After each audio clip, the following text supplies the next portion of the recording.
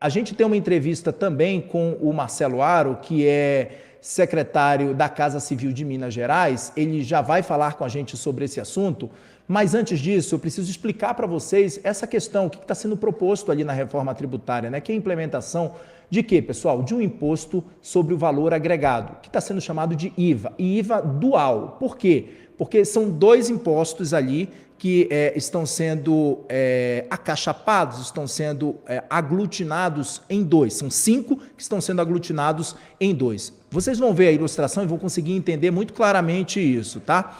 Um dos principais pontos, então, dessa discussão da reforma tributária deve trazer, então, uma maior simplificação. Essa é a ideia, pelo menos, da reforma, de trazer uma simplificação maior do sistema tributário nacional no longo prazo, pelo menos é o que falam os especialistas, né? O modelo de cobrança que visa unificar os tributos sobre o consumo, principalmente sobre o consumo, e evitar a bitributação, que é o pagamento de imposto sobre o imposto. E ele é visto como moderno, né? Por muitos especialistas e pelo mercado também. Segundo dados da Organização para a Cooperação e também o Desenvolvimento Econômico, a OCDE, pelo menos 174 países já adotavam um imposto desse tipo único aí até o final do ano passado. Ainda assim, pessoal, esse tema ele continua a divergir muitas opiniões entre os especialistas que ainda aguardam a definição de uma alíquota, né, para avaliar, de fato, a efetividade do IVA e eventuais benefícios para o país. Esse imposto sobre o valor agregado, o IVA, nada mais é do que a unificação de tributos sobre o consumo. No caso brasileiro, a reforma tributária atualmente em debate propõe um IVA dual. Vamos colocar aquela ilustração para o pessoal de casa entender? Olha só, o IVA dual. Por que é o IVA dual, pessoal? Rapidamente, olha só. São 5 impostos hoje que são cobrados, né? Tem os impostos, os tributos federais, que estão divididos ali em PIS, COFINS e também o IPI, e também os tributos estaduais, que o ICMS, e o tributo municipal. A ideia é unificar esses 5 tributos aí em 2 tributos com a reforma. Então, esses 3 tributos federais, o PIS, que é o Programa de Integração Social, o COFINS, que é a Contribuição para o Financiamento da Seguridade Social, e o IPI, que é o Imposto sobre os Produtos Industrializados, virariam um imposto só. Que imposto é esse? Esse que está na tela aí, pessoal. O CBS, Contribuição sobre Bens e Serviços. Outros impostos, os tributos estaduais e municipais, virariam o Imposto sobre Bens e Serviços, o IBS. Esse é o texto da proposta que está lá para ser votada e analisada pelos deputados. E precisa ali de uma maioria, né? Precisa pelo menos de 308 votos para ser aprovada hoje. Há um clima de tensão muito grande, porque há uma discordância muito grande, principalmente, e uma preocupação de governadores e prefeitos em relação à criação de um conselho federativo, né? Esse conselho federativo, porque esse conselho que iria definir aquele imposto lá. Vamos colocar a tela para o pessoal de casa entender o que seria esse conselho federativo que é formado por governadores ali dos estados. Eles definiriam o valor do IBS, que é esse tributo estadual, junto com o tributo municipal. Então, há um debate muito grande em relação a isso, e é sobre esse assunto que a gente já vai conversar agora com o Marcelo Faro, ex-deputado federal e agora secretário-chefe da Casa Civil de Minas Gerais. Marcelo Aro, deputado, muitíssimo boa tarde. Obrigado por dispor de um tempo da sua agenda. Tenho certeza que muito concorrido nos últimos dias por conta desse debate, principalmente o senhor agora que está à frente da Casa Civil de Minas Gerais, uma importante unidade da federação e que representa pelo menos ali, claro, proporcionalidade, pelo menos 10%, como se fosse 10% ali da população brasileira. A gente sabe disso, né? E a gente vê a relevância e a importância do Estado de Minas Gerais, principalmente também em eleições, disputas eleitorais, a gente sabe disso. e entre as suas funções agora é de articular essas pautas importantes para Minas Gerais junto ao governo federal e também a bancada mineira aqui no Congresso. Secretário, talvez em alguns momentos da entrevista eu lhe chame de deputado pela força do hábito, mas Marcelo Aro agora é secretário-chefe da Casa Civil de Minas Gerais. Secretário, boa tarde mais uma vez, muitíssimo obrigado. Quero lhe ouvir sobre o seu posicionamento, o posicionamento do governo de Minas Gerais sobre essa proposta, sobre o texto que está em debate hoje da reforma tributária. Como é que vocês avaliam o texto que está hoje e que pode, que começa essa discussão ali e que pode, inclusive, ser votado no plenário da Câmara dos Deputados? Muito boa tarde, seja bem-vindo. Boa tarde, Kenzo. Uma alegria estar participando aqui do programa, mais uma vez debatendo aí com você assuntos, né, que são extremamente importantes para o nosso país. Bom, em primeiro lugar, é importante a gente deixar clara a posição de Minas Gerais, do governo do Estado de Minas Gerais, em relação à reforma tributária. Nós somos favoráveis à reforma tributária. No Brasil, infelizmente, se gasta muito tempo, né, dos empreendedores, aqueles que investem no nosso país, gastam muito tempo calculando os impostos que são devidos. Né? Infelizmente, hoje, um empresário no Brasil ele gasta aproximadamente 80% do tempo dele com assuntos jurídicos e contábeis, e apenas 20% com aquilo que ele, de fato, deveria se preocupar na totalidade, que é com o seu negócio. Então, nós precisamos, sim, de uma simplificação tributária. E é isso que o governo do Estado de Minas Gerais, o nosso governador Romeu Zema, tem dito, né, e tem dado entrevistas, a opinião dele é pública e muito clara, que nós precisamos simplificar os tributos no Brasil. Né? Nós temos que parar de ficar lá agora, não, isso daqui é para o Estado, isso aqui é para a União, isso aqui é para o município, não, mas tem esse imposto, tem aquele imposto, precisa acabar. E na unificação dos impostos, nós facilitamos a vida do brasileiro, a vida do investidor, do empresário, e isso certamente melhora o ambiente econômico do nosso país. Eu não tenho dúvidas que com a reforma tributária, nosso país ele passa a dar um grande passo ao caminho do desenvolvimento econômico, que é aquilo que nós acreditamos que é a melhor ação social de um governo, é desenvolver economicamente. Secretário, a gente sabe e a gente está entendendo ainda muito essa matemática que está sendo estipulada e que está sendo definida ali dentro da reforma tributária, mas o senhor levantou um ponto e é um ponto que eu acho que é importante que a gente traga esse exemplo para as pessoas que estão nos acompanhando aqui.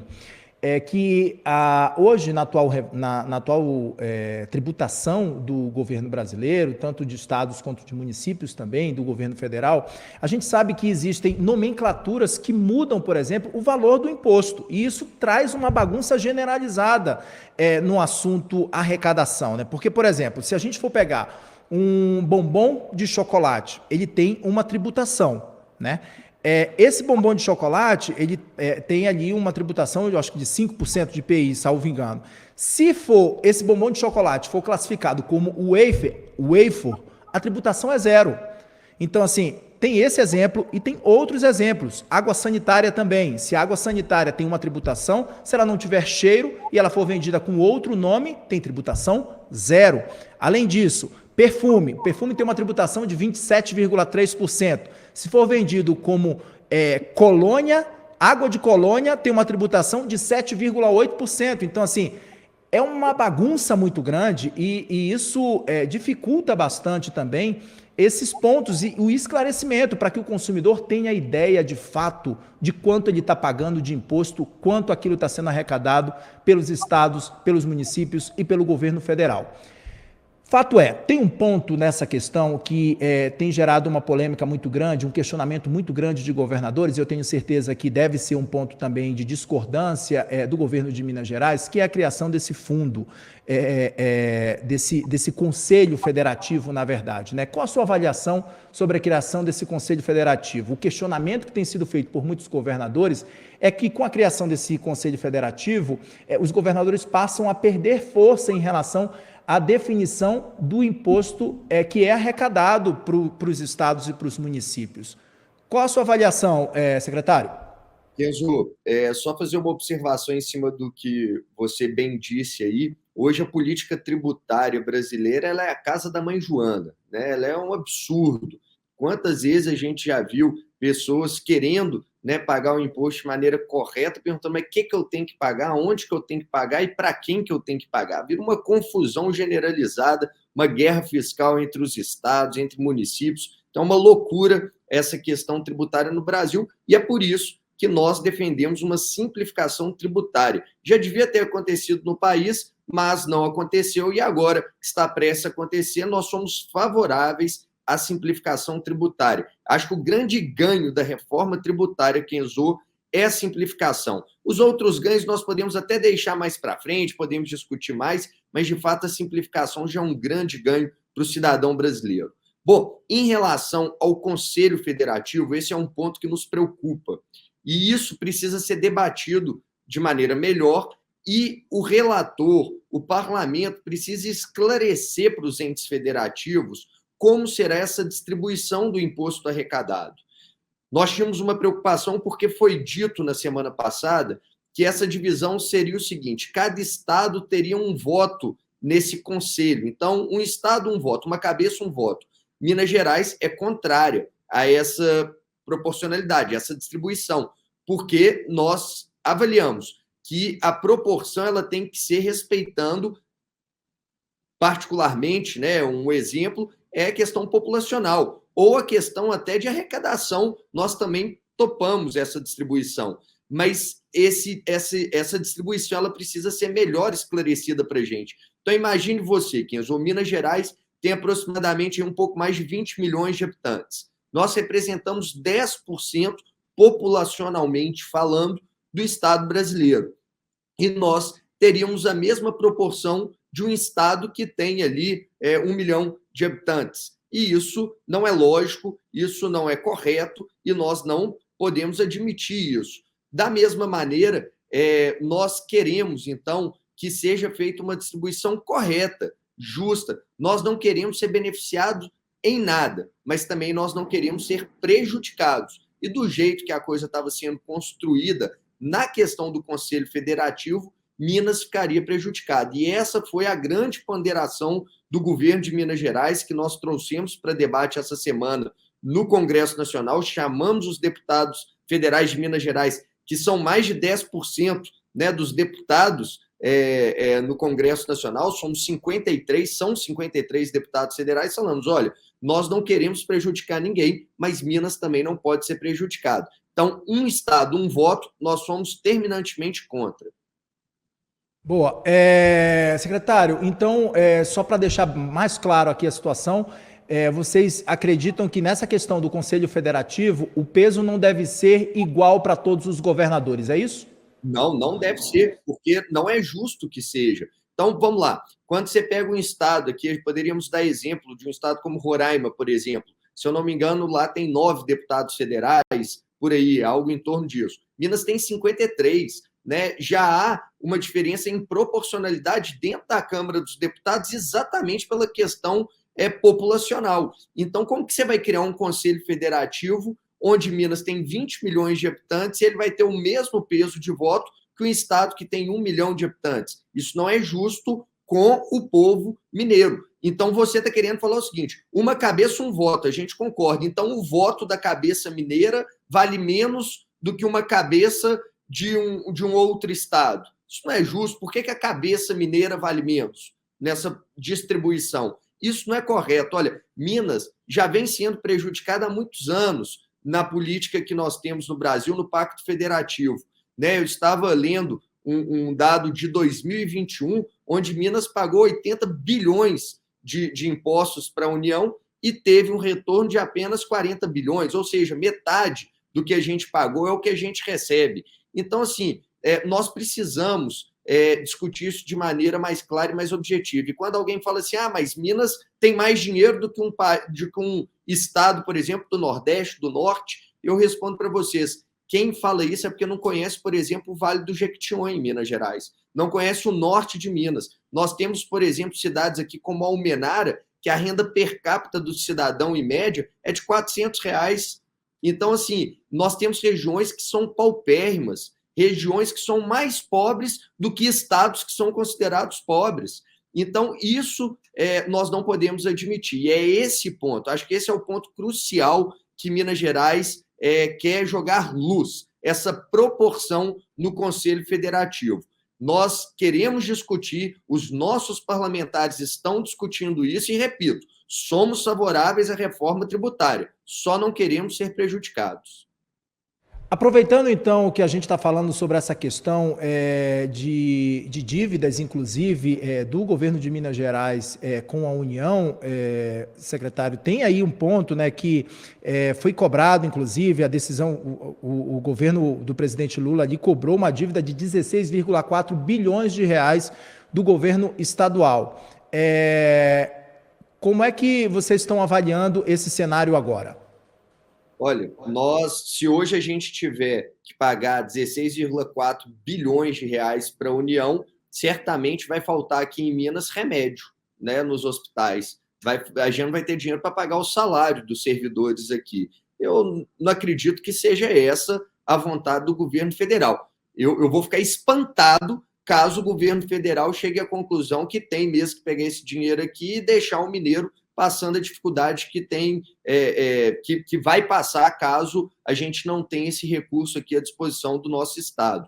Nós temos, sim, uma dívida com a União. A nossa dívida com a União, Kenzo, ela é de algo em torno de 140 bilhões de reais. Mas aqui eu quero fazer um parêntese muito importante. Sabe quanto dessa dívida foi contraído pelo governador Romeu Zema nos últimos 4 anos e meio que ele está à frente do governo estadual? Zero. O governador Romeu Zema não fez 1 centavo dessa dívida, pelo contrário. Agora, quem fez essa dívida foram gestões anteriores ao do governador Romeu Zema, como foi o caso, por exemplo, do governador Fernando Pimentel, do PT, que fez inúmeras dívidas no nosso estado.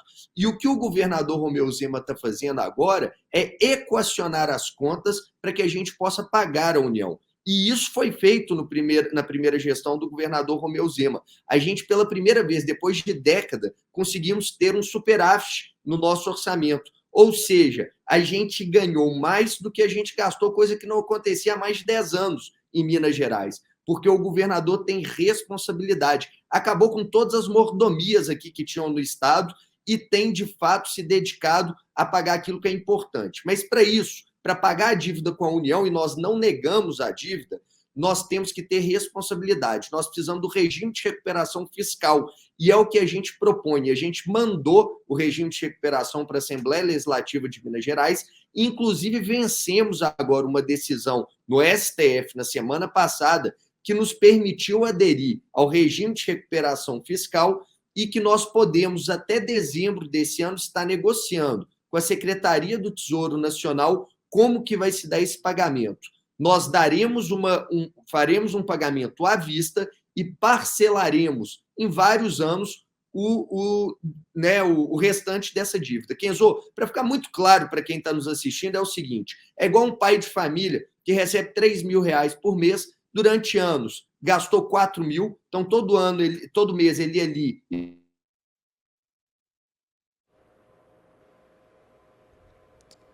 A gente perdeu o sinal rapidamente aqui com o secretário da Casa Civil de Minas Gerais, Marcelo Aro, que estava dando um exemplo, uma explicação exatamente de como é que vai ser feita essa renegociação da dívida do governo de Minas Gerais, que foi cobrado pelo governo federal, de uma dívida na ordem de 16 bilhões de reais. Essa cobrança veio, inclusive, da União essa semana. É claro, a gente vai continuar ouvindo, a gente está reconectando essa comunicação com o Marcelo Aro. Ele já aparece aqui. Marcelo, secretário, desculpa, cortou só o comecinho, o senhor explicando como um pai de família. Pode concluir seu raciocínio, por gentileza. Kenzo, para quem está nos assistindo, para ficar de maneira muito clara, o pai de família recebe ali 3 mil por mês, mas todo mês ele gasta 4 mil. Então, todo mês ele vai no banco e faz um empréstimo de R$1.000. Depois de muitos anos, essa dívida se tornou impagável. E aí, o que o pai de família tem que fazer? Ele tem que sentar lá no banco e falar assim: olha, eu devo, mas eu não tenho condição de pagar isso à vista. Eu preciso que você parcele. O meu salário aqui é de R$3 mil. Eu vou separar todo mês uma parte para pagar você. E aí ele vai negociar isso com o banco. Ele não pode cortar, né, da despesa mensal dele a conta de água, de luz, a comida, porque se ele não comer, ele não vai conseguir trabalhar para pagar a dívida que ele tem com o banco. Então, tem gastos essenciais que não tem como ele cortar. Agora, ele tem como cortar aquilo que é supérfluo. Ou seja, ele pode falar com o banco, banco, eu garanto para você que eu não vou viajar final de ano, de férias, eu não vou final de semana ficar indo em festa, o que sobrar desse dinheiro, eu vou estar pagando você. É o que o governador Romeu Zema está fazendo com o regime de recuperação fiscal e que a gente pede a compreensão da União para que não sufoque Minas Gerais. Tem hora, sabe, Kenzo, que a gente vê algumas ações que nos fazem pensar assim, será que tem alguém, e acredito eu que se tiver alguém nesse espírito, nessa intenção, precisa vir a público e falar, será que tem alguém lá no governo federal que quer prejudicar o mineiro, que quer prejudicar o cidadão mineiro? Acredito que não. Então, nós queremos pagar, mas com responsabilidade, uma dívida que não foi a gente que fez, uma dívida que foi contraída nos governos anteriores. Rapidamente, só para concluir, é importante a gente deixar muito claro aqui que o senhor faz essa defesa e diz que essas dívidas de fato foram contraídas lá no governo do PT, mas a gente sabe, né, quando o governador Romeu Zema assumiu o posto, ele recebe o bônus de ser governador e recebe o ônus também. A dívida vem junto. Por isso está sendo tratada essa renegociação dessa dívida, como o senhor mesmo acabou de esclarecer. Eu queria que o senhor esclarecesse de uma forma clara, objetiva para o pessoal que está em casa e, é claro, para os nossos espectadores de Minas Gerais que acompanham também aqui, como é que está sendo feita essa definição dessa renegociação da dívida de Minas Gerais com o governo federal? Quanto vai ser pago em primeira parcela e quais são os excessos, como o senhor acabou de exemplificar aqui, que estão sendo cortados, por exemplo, do governo para que essa dívida seja paga o quanto antes à União? Pensou perfeitamente. Nós sabemos, sim, que quando o governador Romeu Zema assume o governo, ele tem ônus e bônus, e é exatamente isso que nós estamos fazendo. Nós estamos negociando uma dívida que não é dele, só deixando claro que essa dívida não foi feita só pelo governo do PT, não. Foram vários governos para trás que fizeram essa dívida com a União. O que eu estou falando é que o Romeu Zema não tem culpa por 1 centavo dessa dívida, nem 1 centavo. E o que nós estamos fazendo? Gestão. Esse é o nosso grande diferencial. Gestão. Hoje, o Minas Gerais, Kenzo, para que você tenha uma ideia, tem apenas 13 secretarias. Né? Se eu não me engano, é o estado com o menor número de secretarias no país. Você tem estados aí que tem mais de 40 secretarias. Então, a gente enxugou tudo aquilo que podia enxugar dentro da máquina pública e estamos fazendo a utilização do erário, do dinheiro público, de maneira consciente, inteligente e saudável. Né? Então, nós estamos otimizando os valores que nós temos aqui.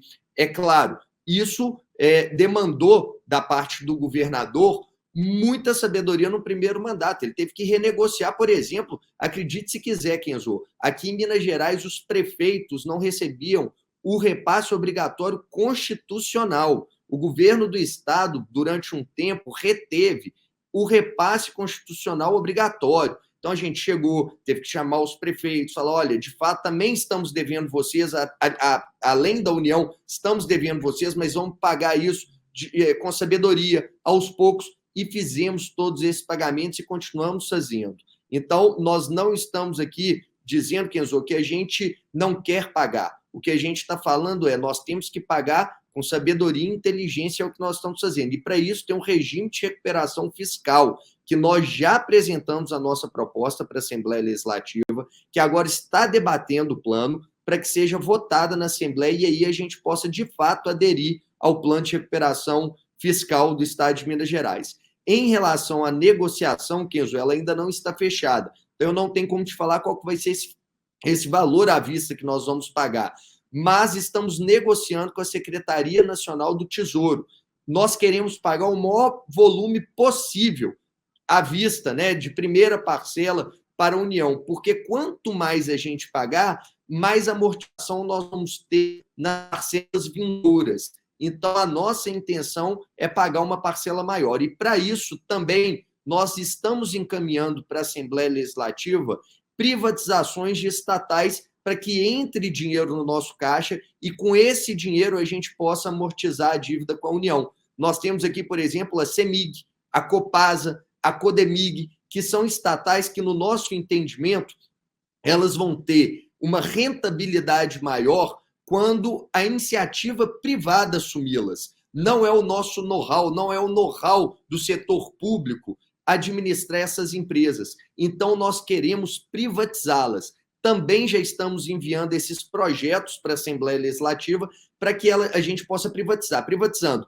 entra dinheiro no caixa e com esse dinheiro a gente amortiza ainda mais a dívida que nós temos com a União. Então, posso aqui dar exemplo para você. Se nós vendermos, por exemplo, a Codemig, se ela for vendida a 1 bilhão, 10 bilhões ou 100 bilhões, o dinheiro que a gente receber dela, boa parte desse dinheiro vai ser utilizada para amortizar a dívida com a União. Então, eu não tenho como te dar um número específico agora, porque esses projetos ainda estão em negociação com a Assembleia, né, estão em negociação também, obviamente, no momento certo, com o mercado que irá adquiri-las, e aí sim nós vamos valorizar para depois dar de entrada nessa operação de recuperação fiscal. Secretário da Casa Civil do Governo de Minas Gerais, ex-deputado federal Marcelo Aro, participou com a gente aqui do nosso Meio-Dia em Brasília, falando sobre reforma tributária, falando sobre os pontos também da dívida do Governo de Minas Gerais com a União. Secretário, muitíssimo obrigado por dispor de um tempo aqui no nosso Meio-Dia. Portas abertas, até a nossa próxima oportunidade.